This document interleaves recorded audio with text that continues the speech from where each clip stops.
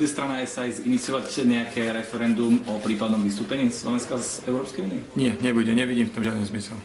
A čo sa týka, dajme tomu, ľudová strana, naše Slovensko už teda hovorila, že bude iniciovať alebo zbierať podpisy na referendum, takéto niečo podporíte? Nie. Kvôli čomu?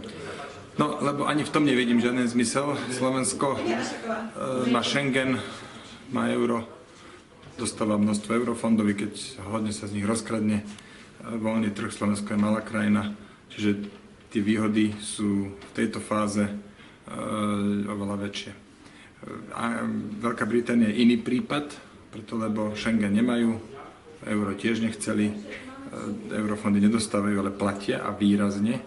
A ten voľný trh, ten si vybavia, lebo na to je Británia dostatočne veľká a silná. To sú tie podstatné rozdiely, prečo Brexit dáva zmysel pre Britov, nie pre Európu, a slov exit nedáva ani pre nás. Ale tá vaša kritika stále zostane? Aj stále voči Bruselu? Ale jasné, prečítajte si môj dnešný status. Ja si myslím, že Brexit je v prvom rade prehra Bruselu. Jean-Claude Juncker by mal odstúpiť ako prvý.